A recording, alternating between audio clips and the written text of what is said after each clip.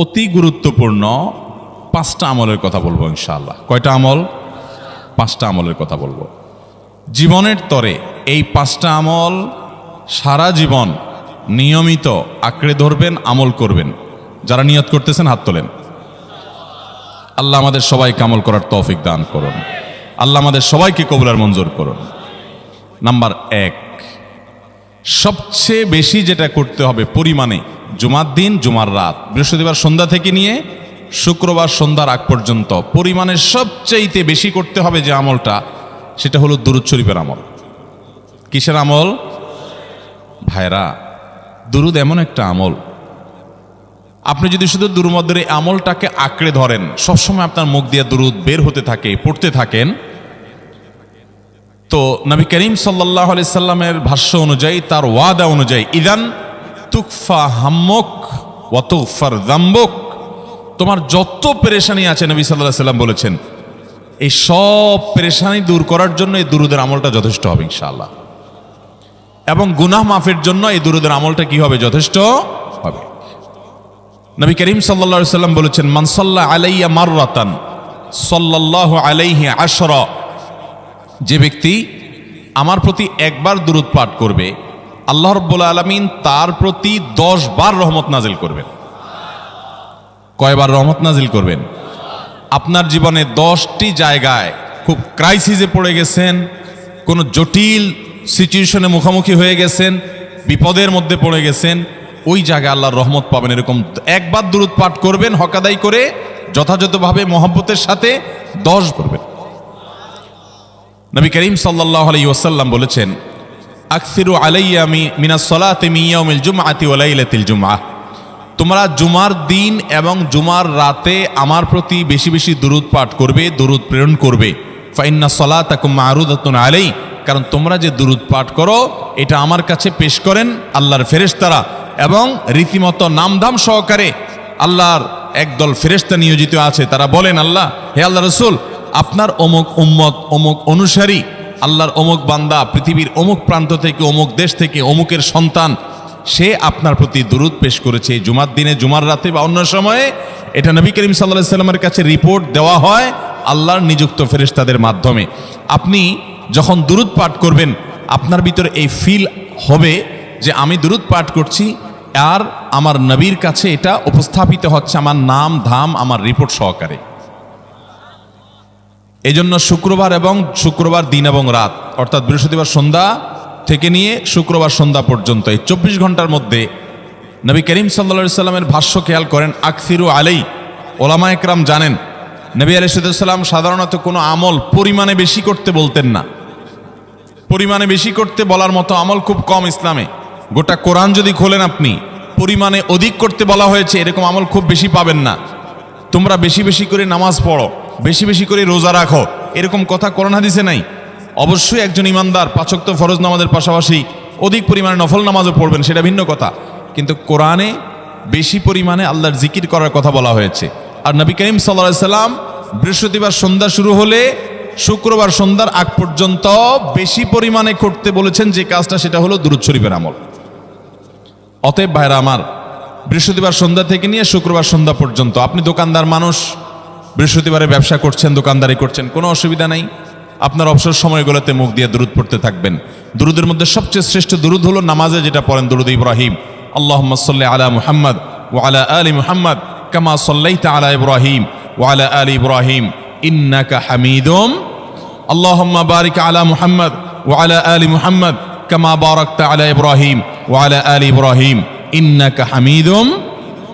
তাহলে দুরূদের এই আমলটা, এটা করার জন্য আল্লাহ তাআলা এমন সহজ করে দিয়েছেন যে ওযুর প্রয়োজন নাই। আপনার ওযু নাই, তারপর আপনি দুরূদ পাঠ করতে পারবেন। এবং আপনি এই বড় দুরূদ পড়ার মতো সময় নাই, তো আপনি একবারে সবচেয়ে সংক্ষিপ্ত দুরূদ পড়েন সাল্লাল্লাহু আলাইহি ওয়াসাল্লাম, তাতেও দুরূদ পাঠের সওয়াব পাবেন। চেষ্টা করব তো ইনশাআল্লাহ। শুক্রবার আসবে, দুরূদ বেশি বেশি করে পাঠ করব। আপনি দোকানে কাজ করেন, আপনার দোকানে আপনার সহকর্মী আরও কাজের লোক আছে, আপনি সবাইকে স্মরণ করাবার জন্য নিজে জোরে জোরে দুরূদ শরীফ পড়বেন এবং বলবেন যে শুক্রবার শুরু হয়ে গেছে, সবাই দুরূদ শরীফের আমল করো।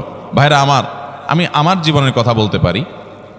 আমার জীবনে ওই যে হাদিসের উপরে ইয়াকিন এবং বিশ্বাস আলহামদুলিল্লাহ ছিল, আমার জীবনে আমি অনেকবার দেখেছি এরকম জটিল পরিস্থিতি হয়েছে যে দেয়ালে পিঠ থেকে গেছে, নড়ার জায়গা নাই, আর কোনো আপাত দৃষ্টি থেকে এই বিপদ থেকে উদ্ধারের কোনো পথ নাই। দুরুদ, ইস্তেগফার, দোয়া ইউনুস, এই তিন আমল, পাশাপাশি ইয়াজাল জালাল ওয়াল ইকরাম, এই চারটা জিনিসকে এমনভাবে ধরছে, বিশেষ করে দুরুদ, স্পেশালি সারাক্ষণ দুরুদ। আল্লাহ রাব্বুল আলামিন এমনভাবে সহযোগিতা করেছেন, এমনভাবে উদ্ধার করেছেন যে কল্পনা করলে অবাক লাগে এখন যে এটা কিভাবে সম্ভব। ভাইরা আমার, এক সাহাবী নবী করিম সাল্লাল্লাহু আলাইহি ওয়াসাল্লামের কাছে এসে বলছে, ইয়া রাসূলুল্লাহ, আমি যে দোয়া করি এই দোয়ার মধ্যে আমি নিজের জন্য করব, আমার ছেলে মেয়ের জন্য করব, অনেক কিছু করব, এটা সেটা, রিজিক চাইবো, সুস্থতা চাইবো, অনেক কিছুই তো আল্লাহর কাছে চাইবো। আপনি তো আল্লাহর রাসূল, আপনার জন্য দোয়া করলে আমাদেরই লাভ, একবার দোয়া করলে আল্লাহ 10 বার রহমত নাজিল করবেন, তো আপনার জন্য আমার দোয়ার ভিতরে কত পার্সেন্ট রাখবো? সাহাবী বারবার বিভিন্ন পার্সেন্টেজ বলছিলেন যে 3 ভাগের 1 ভাগ আপনার জন্য রাখি ইয়া রাসূলুল্লাহ, অর্ধেক রাখি, আরো বেশি করে রাখি। তিনি যত বলছেন নবী করিম সাল্লাল্লাহু আলাইহি ওয়াসাল্লাম আরো বাড়ানোর জন্য তাকে উৎসাহ দিচ্ছিলেন। এক পর্যায়ে যখন তিনি বললেন, ইয়া রাসূলুল্লাহ, আমি আমার কোন দোয়ার সবটুকু যখন আপনার জন্য নিবেদন করব, আমি কোন একবার যখন দোয়া করব, দোয়া শুধু আপনার জন্যই করব যখন, অর্থাৎ পিওর দরুদ যখন পড়ব, নিজের জন্য আর কিছু চাইব না, শুধু আপনার জন্যই যদি চাই কোনোবার, তাহলে তখন নবী করিম সাল্লাল্লাহু আলাইহি ওয়াসাল্লাম বলেছেন, ইদান তুকফা হাম্মুক ওয়া তুগফার যামবুক, তাহলে তোমার সকল পেরেশানি থেকে উদ্ধারের জন্য এই দুরুদটাই যথেষ্ট হয়ে যাবে, এবং তোমার সকল গুনাহ মাফের জন্য এটা যথেষ্ট হয়ে যাবে। মোহতারাম হাজিরিন, দুরুদের আমলটা এত সুন্দর আমল, কিন্তু আবার তাড়াহুড়া করে পড়বেন না, সাল্লাল্লাহু আলাইহি সাল্লাম সাল্লাল্লাহু আলাইহি সাল্লাম সাল্লাল্লাহু আলাইহি সাল্লাম সাল্লাল্লাহু আলাইহি সাল্লাম সংখ্যা বাড়ানোর জন্য হুলস্থুল করে পড়লেন না, মুহাব্বতের সাথে সাল্লাল্লাহু আলাইহি ওয়াসাল্লাম সাল্লাল্লাহু আলাইহি ওয়াসাল্লাম আল্লাহুম্মা সাল্লি আলা মুহাম্মদ, অর্থ বুঝে বুঝে আল্লাহুম্মা সাল্লি আলা মুহাম্মদ মানে কি, আল্লাহ আপনি মুহাম্মদের প্রতি শান্তি বর্ষণ করুন। আরে ভাই, মুহাম্মদ সাল্লাল্লাহু আলাইহি ওয়াসাল্লামের প্রতি আল্লাহ তাআলা শান্তি এমনি বর্ষণ করবে, আপনি আমি দোয়া করলেও করবে, না করলেও। কিন্তু মাঝখান থেকে আমরা, ভাইরা আমার, কোনো বড় কর্মকর্তার কাছে আপনার কোনো কাজের ঠেকা আছে, কর্মকর্তার ওই ছেলেটার আপনি দেখছেন যে খাচ্ছে না, আপনি যদি বলেন, স্যার ছেলেটা খাচ্ছে না স্যার, একটু ডাক্তার দেখান স্যার, এভাবে তো বাঁচবে না, ওর কষ্ট হচ্ছে স্যার, আপনি বললেও উনি ওনার ছেলের দিকে কেয়ার করবে, কিন্তু আপনি এটা বলার কারণে তার নৈকট্য পাবেন কি পাবেন না, তার সিম্প্যাথি পাবেন কি পাবেন না। আরশ আজিমের মালিক তার হাবিবকে এত মহব্বত করেন, তিনি তার হাবিবের প্রতি এমনিতেই রহমত নাজিল করবেন, তাকে বিভিন্ন মর্যাদা আগে থেকেই দেওয়ার ঘোষণা দিয়ে রাখছেন, কিন্তু আপনি আমি দোয়া করলে আল্লাহ তাআলা তার মাধ্যমে আমাদের ভাগ্যকে সুপ্রসন্ন করে দিবেন। দুরুদের আমলকে জীবনের তরে আঁকড়ে ধরবেন ভাই, শুধুমাত্র জুমার দিন আর জুমার রাত না, সব সময় অধিক পরিমাণে। এরাবিয়ানদের মধ্যে আমলটা খুব বেশি আছে, তাদের দেখবেন তারা 2টা আমল, মুখে 2টা আমল, ভালো মন্দ তাদের মধ্যেও আছে, কিন্তু এই 2টা আমল তাদের মধ্যে খুব ভালো। বেশিরভাগ মানুষই দেখা যায় অবসর সময় আস্তাগফিরুল্লাহ, ইস্তিগফার করছে অথবা দুরুদের আমল করছে। আমাদের অবসর সব সময়গুলো নিয়ে গেছে মোবাইল ফোন। ভাইরা আমার, 4 বছর 5 বছর 6 বছর 7 বছর 10 বছর ধরে মোবাইল টিপতেছেন, ফেসবুক টিপতেছেন, ইউটিউব টিপতেছেন। বুকে হাত দিয়ে আমাকে জবাব দেয়া লাগবে না, নিজের বিবেককে একটু জবাব দেন। এই 10 বছর ফেসবুক, ইউটিউব, টিকটক, হোয়াটসঅ্যাপ টিপে আপনার অর্জন কি হয়েছে একটু হিসাব মিলান।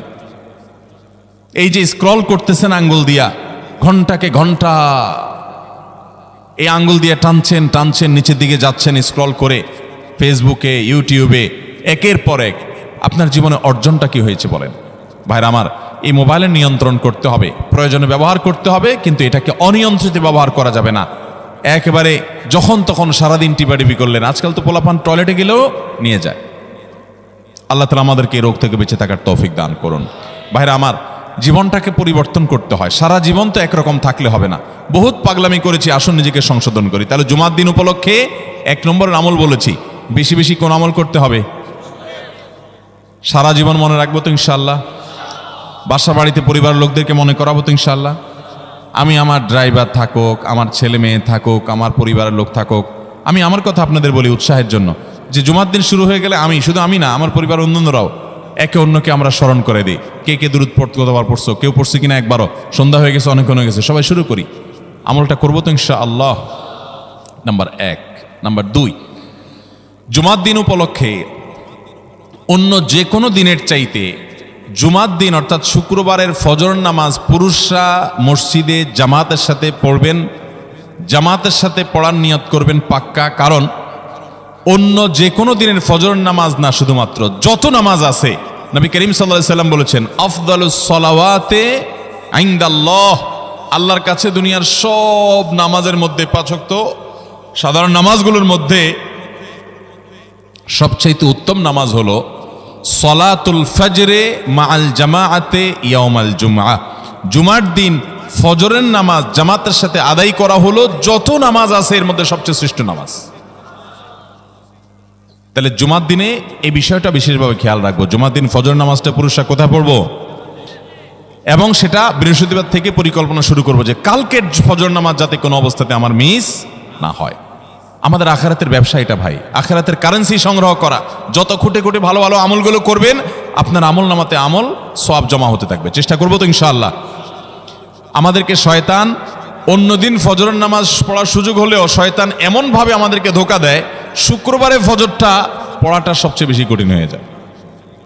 কেন জানেন? কারণ ইবলিস তো জানে হাদিস, আপনি জানেন না, হয়তো অনেকে হয়তো আজকে শুনছেন, আমি কোনো হাদিস না জানতে পারি, ইবলিস ঠিকই জানে যে ফজর নামাজ এই দিন যদিও জামাতের সাথে ফজর পড়ে ফেলায় তাহলে তোর আখিরাতের ব্যবসা অনেক দূর আগে যাবে। ওর সাথে তো আমাদের বাবা আদমের সাথে সেই চ্যালেঞ্জ, আদম আলাইহিস সালামকে সিজদা করতে বলা হয়েছে, সে তো করে নাই, তার সৌজন্য বা তার জন্য সিজদা নিবেদন করে নাই। আল্লাহ তাআলা সেজন্য তাকে জান্নাত থেকে বের করে দিয়েছে। তার কারণে এই ইবলিস তখনই আল্লাহর সাথে, আল্লাহর সামনে চ্যালেঞ্জ ছুড়ে দিয়েছে আদম আলাইহিস সালামের সাথে যে লা উবিয়ান্নাহুম আজমাইন, আমি আদমের সব সন্তানগুলোকে পথহারা করে ছাড়বো, ওদেরকে জান্নাতের পথে চলতে দিব না। এই জন্য আল্লাহ তাআলার কাছে সে কিছু পাওয়ার চাইয়া নিছে। এর ভিতরে একটা হলো কিয়ামত পর্যন্ত হায়াত পাবে, আরেকটা হলো আমাদের রগের সাথে সে মিশতে পারে, রক্ত প্রবাহের সাথে মিশতে পারে, শরীরের মধ্যে প্রভাব সৃষ্টি করতে পারে, আমাদেরকে দুর্বল করতে পারে, মন্দ দিকে টানতে পারে, ভালো কাজ যেন না হয় মনে মনে কুমন্ত্রণা সৃষ্টি করতে পারে। এই পাওয়ার সে নিয়ে এসেছে। এই জন্য তার সাথে আমাদের চ্যালেঞ্জ। সে হাদিস জানে যে জুমার দিন ফজর পড়লে আমাদের অনেক লাভ হয়ে যাবে।